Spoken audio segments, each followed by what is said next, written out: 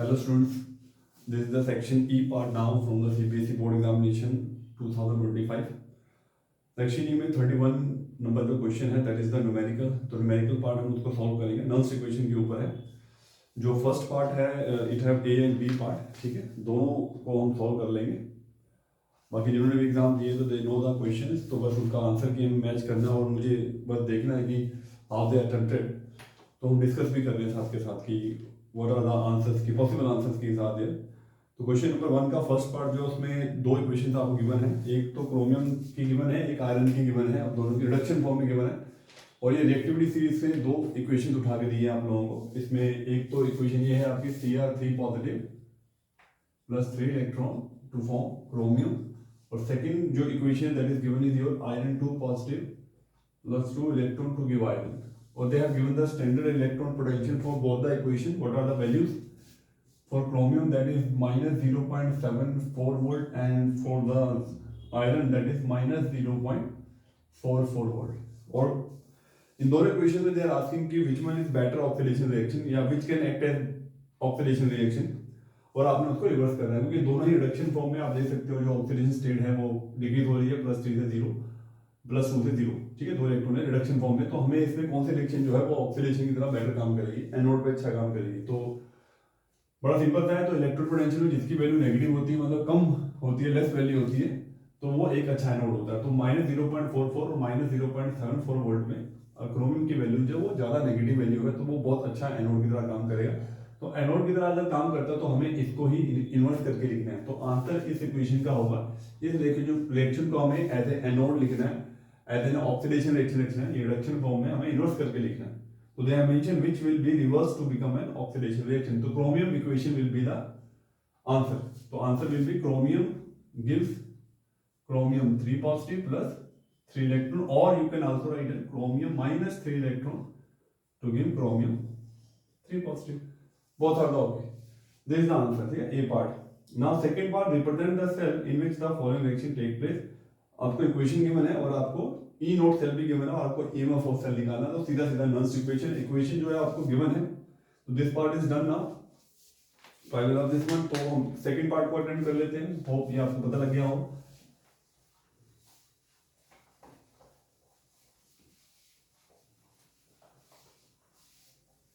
Second part में है equation I will write down here magnesium plus 2 Ag positive. बहुत बच्चे गलती करते हैं, यहाँ पे ऑलरेडी आपको इक्वेशन सॉल्व दे दी है सीबीएसई ने. That is very very good. 0.001 this is the concentration and gives magnesium 2 positive. Concentration is 0.1001 लिखा हुआ है तो वो कोई इशू नहीं है. 0.1 we can write down plus 2 Ag.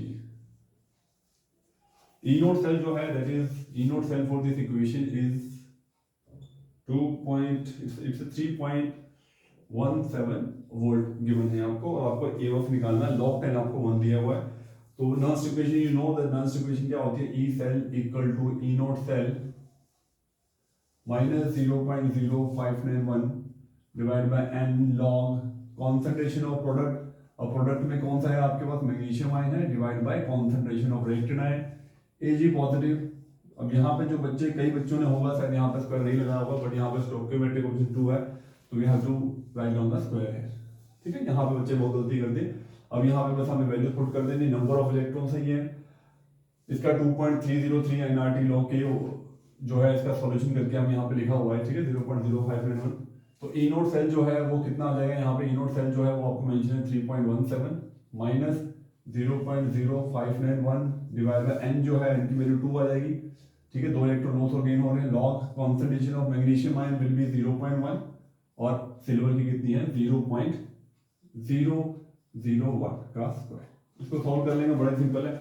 इसको मैं जनरली लिख देता हूँ 3.17, क्योंकि जब बच्चों को मैंने पढ़ाया तो आई हैव रिटन की 0.0295, क्योंकि यहाँ पे एन की वैल्यू ज्यादातर 2 आती है, तो उसका सॉल्यूशन हमने ऑलरेडी लर्न कर रखा है.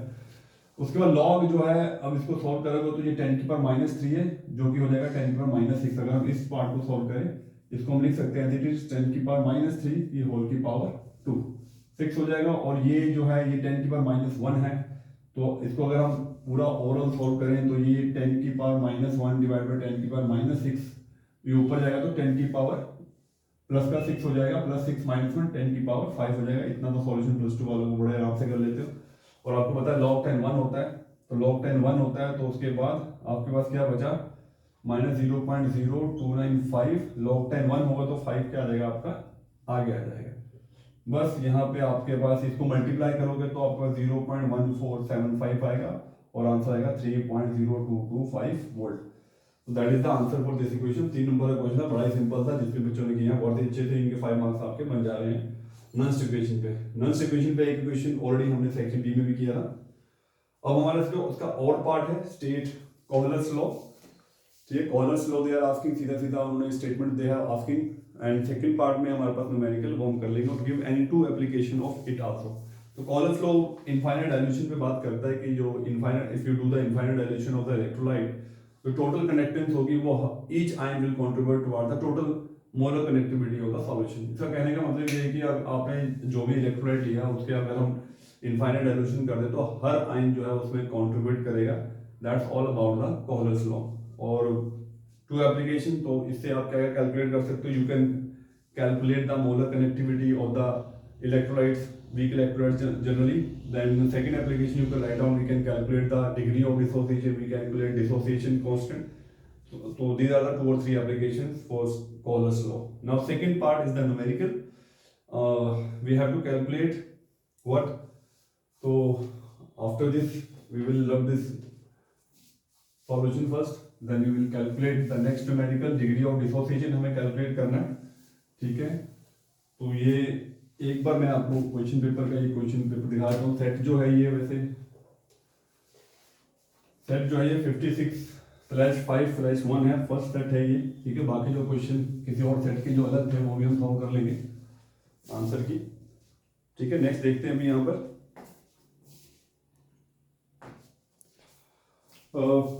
तो व्हाट दे आर गिवन, तो हमें यहाँ पे अल्फा निकालना है, डिग्री ऑफ डिसोसिएशन निकालना है, अल्फा निकालना है फॉर NH4OH। तो इसका फॉर्मूला होता है molar connectivity eight infinite dilution divide by molar connectivity at the concentration. ठीक है, इन दोनों का रेशियो होता है। तो ये molar connectivity at particular concentration ऊपर आ जाएगा, molar connectivity eight infinite dilution जो है वो नीचे आ जाएगा।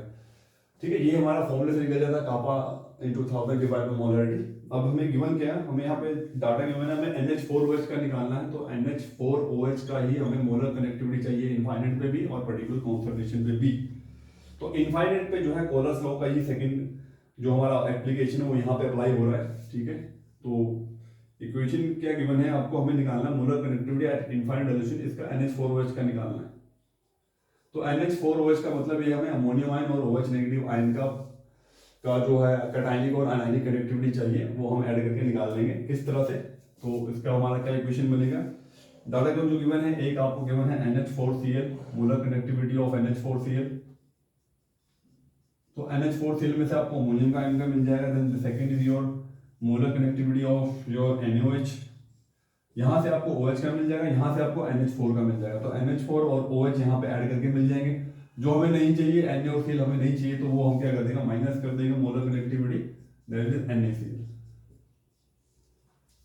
तो now put the values are there for NH4Cl, it is 129.8 plus NaOH के लिए जो मेंशन है वैल्यू हुआ है 217.4 और माइनस करेंगे 108.9 Simon centimetre square mole inverse इसकी यूनिट है।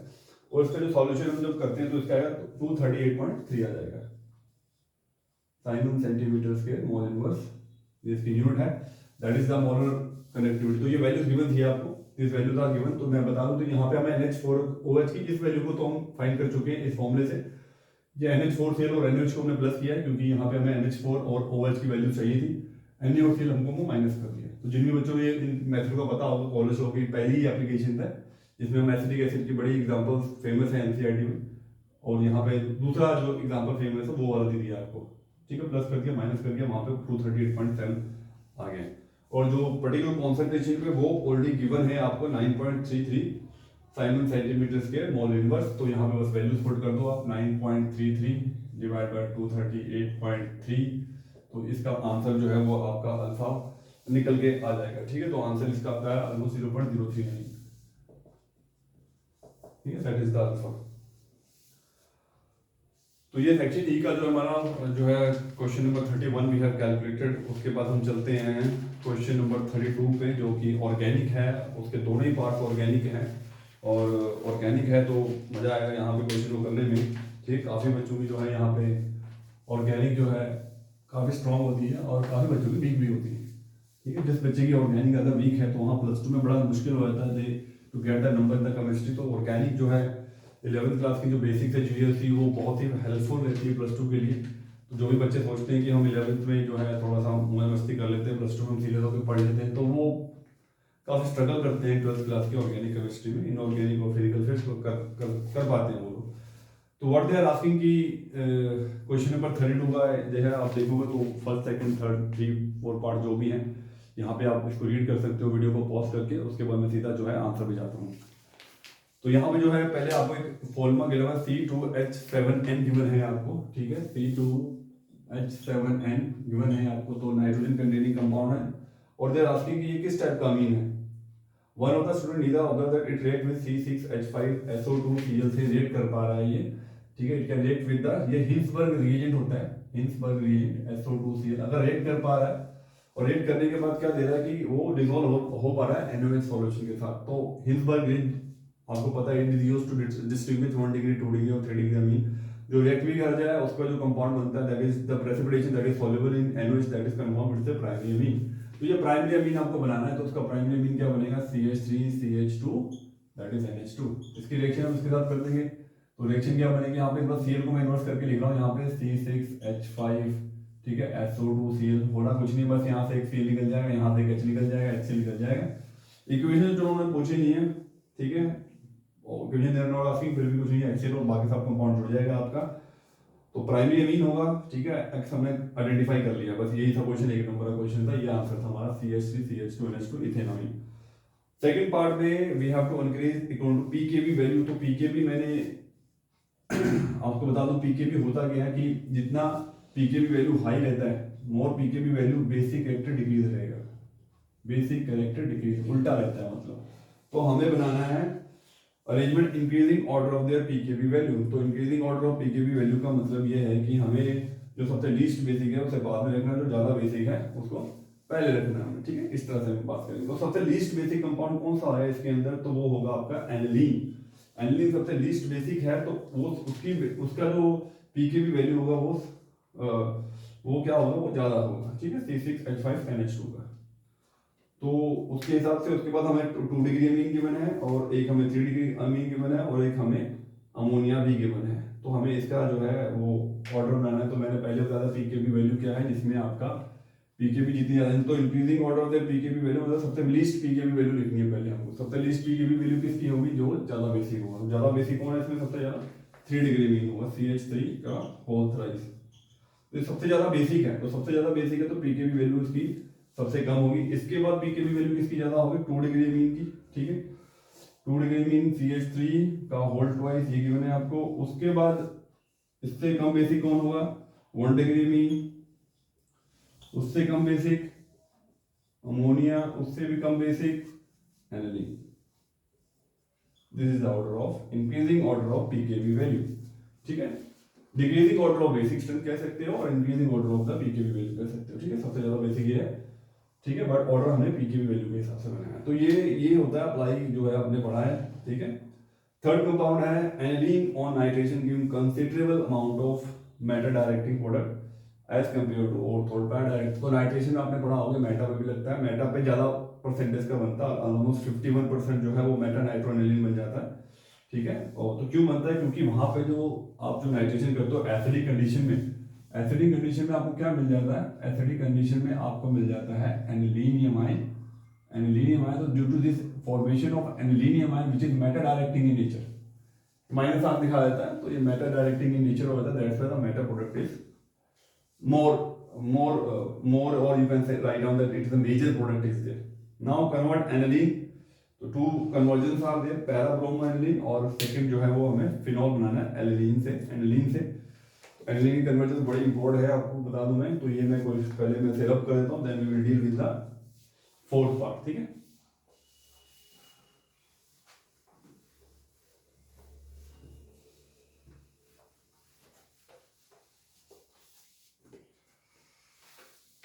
ठीक है। तो हम एनिलीन को पहले तो पैरा ब्रोमो एनिलीन में कन्वर्ट करना है। तो आपको मैं बता दूं एनिलीन जो है बड़ा स्ट्रॉन्ग एक्टिविटी ग्रुप होता है। अगर हम डायरेक्ट इसकी ब्रोमिनेशन करें तो हमें पॉलीसब्स्टिट्यूशन प्रोडक्ट मिलते हैं, तो हमेशा प्रोडक्शन ऑफ NH2 ग्रुप देना होता है। Every +2 student need about this know about this concept. तो first we will do the acylation CH3COCl, ताकि इसका H और Cl निकल जाएगा। Then we will write down here acylated group NHCOCH3, okay, this is N-phenyl ethanamide. After this we have to do the bromination in the presence of CH2, कोई भी non polar solvent हम use कर लेंगे यहाँ पे। और यहाँ पे उसके बाद क्या लग जाएगा NHCOCH3 के बाद आपको बस यहाँ जब ब्रोमिनेशन करें तो ब्रोमीन लग जाएगा यहाँ पे। H और Br आप ऐसे बाय प्रोडक्ट दिखा सकते हो। उसके बाद आपको क्या करना है, इसके बाद आपको ये चीज ग्रुप हटा देना है। तो we have to write down H2 में क्या होगा, एक H इसको लग जाएगा, बाकी जो माइनस जो है आपका CH3COOH निकल जाएगा और we will get the main product NH2। ठीक है, तो this is the para bromo aniline बन जाएगा।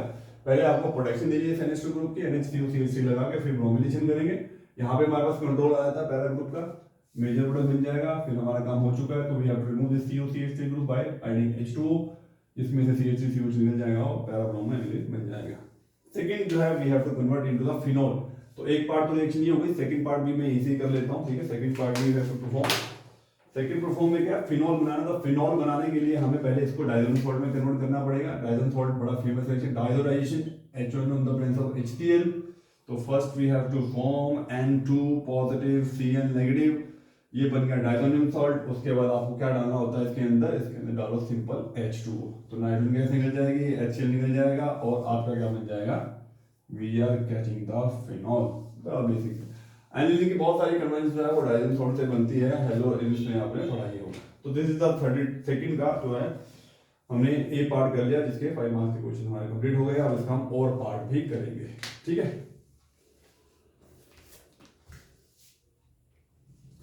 17 मिनट्स की वीडियो हो चुकी है।